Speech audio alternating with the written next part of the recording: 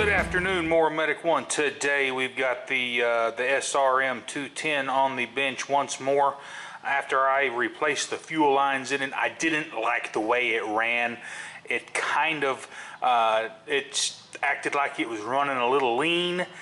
Before you throw a new carburetor on, you want to make sure your engine doesn't have any air leaks. I'm going to show you and go through the process of doing a crankcase leak test. We're going to pull a vacuum on it, and we're going to do a pressure test and see if this crankcase assembly is, serviceable. If it's got a leak, then we'll fix it. But if it doesn't have a leak, then I know without a shadow of a doubt that we have fuel delivery issues. So the first thing that you want to do, of course, I've already taken the liberty of removing the engine shroud. It's just 2 bolts on the back and one right here, and it just pulls straight off.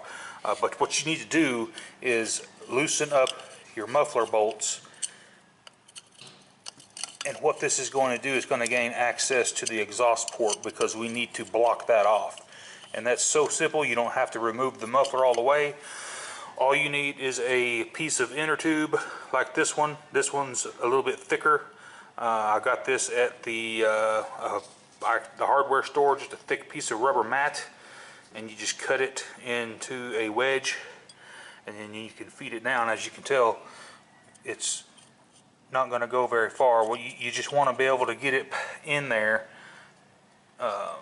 in between the bolts of the muffler screws, rather. You just have to loosen it up until you can wedge this down in there. Take and lightly tighten our muffler screws. You don't have to tighten this very tight at all, just snug. Let's go ahead and we're going to remove the carburetor, leaving the fuel lines and such hooked up. It's just a Phillips head screw. Some of the newer Echos have a Allen screw.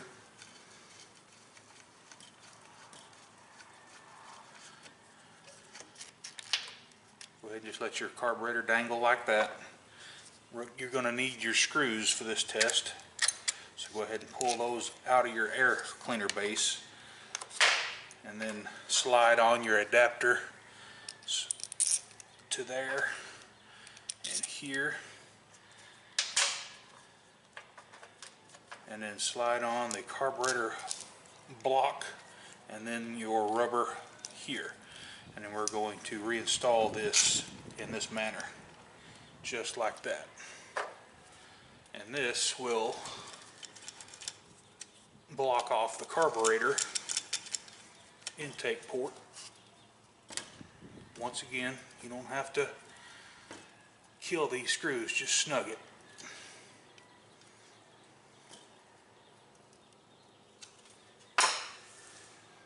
Lastly, we'll just install the threaded adapter for the spark plug hole. This is where your pressure and vacuum pump will hook to. It's just got an O-ring, just finger tight it. That's plenty.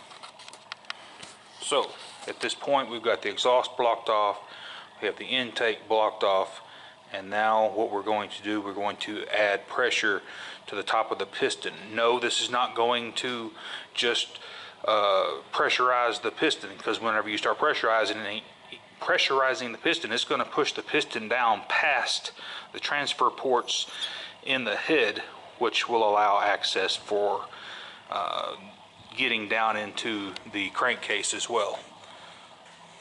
Some pressure test kits, you just leave the spark plug attached, and they'll have a fitting right here on some of the other test kits, but doing it through the top of the cylinder is just as fine. Alrighty guys, I had to modify my intake setup here a little bit. I needed one more spacer to take up the slack. I could tighten the screws, but it wasn't tightening up my rubber block. But let's go ahead and pump it up, or we're going to pull a vacuum on it. And if you're wondering, this is my vacuum tester from Kohler, and there is the Kohler part number 12050135. It's actually made by a Power Probe, but it came from Kohler to do tests on their engines. And I'm going to pump this up until I can't pump it anymore. So we're talking about 1 bar. So we're just gonna let that sit there for a few minutes. If this needle was to start creeping back to 0, then you know that you have a gasket issue, a seal issue. The most common leak points on a 2-cycle engine are where the crankcase halves meet here. You have a flywheel side oil seal, and then you have a starter side oil seal, and then you have the gasket that mounts the cylinder jug to the crankcase. Any of those leak points you would have to repair if you had a leak. We'll come back in just a little bit and then we'll do the pressure test. Alright, so we haven't moved any. That's good. So let's go ahead and move the furl down and let's do a pressure test. You only want to pump it up to about 7 to 10 psi. That's plenty. So I'm going to go to 10, and then we're just going to let it sit here. And if you, like I said, if you had a leak, the needle would, drop to 0 pretty quickly. If it does, if this is going to sit here and you're going to let it sit here for an hour, then yeah, it's not. I wouldn't expect it to hold pressure for an hour. Couple minutes, you're good to go. Guys, it's been several minutes. It has not moved a minuscule amount, none to speak of. And so basically, I understand that this is, you can go buy a weed eater for $199 or $189 on sale at Home Depot.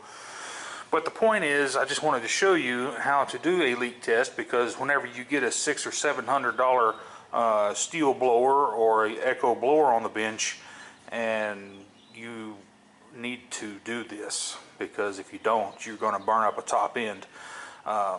Throwing carburetors on machines used to work back in the day, because most of these carburetors used to be adjustable, and if you had a minuscule leak, you could adjust the carburetor to compensate for a small air leak, but that's just covering up the issue. Let's go ahead and get it fixed. If it's got a leak, fix it. I have verified that I have no leaks. The way you can find a leak is just you can spray soapy water around it, and I've actually seen mechanics do this, because if they know it's got a leak, they're going to have to disassemble the engine anyway. They dunk the whole power head down in a bucket of water and search for leaks that way. I've seen it happen that way, and it works great. I've never done it, but you can just squirt it down and pressure it up, and you will see bubbles, I promise. I have videos from several years ago where I did this on a BR 420 Magnum, so I'll try to link that description in below and put a link to that video so you can watch it. It's real cool. I completely tear apart a BR 420 and put it back together and resealed it, and just a really good, cool video. So y'all be watching that one in your spare time. Okay guys, so we got the leak test completed, and I feel confident that now that I feel better for myself in my heart that for doing this and showing you guys, if it's not running like it's supposed to, do a leak test. Be the first thing that you do. It takes 5 minutes, and that way you're not just throwing parts at it. You can do this, I promise. You don't need special tools. You can go buy those adapter plates at any lawnmower shop, like a couple bucks. The little screw-in thing for the spark plug hole, you can get that at Motion Pro or any lawnmower shop. Like I said, even online, they're like $7. And then you can reuse these gaskets and these the cone-shaped piece over and over and over. Anyway, I feel confident now that if I put a carburetor on this engine, whether it be a $100 weed eater, a $60 weed eater or a $600 blower, you know without a shadow of doubt whether it's fuel related or if it has an air leak.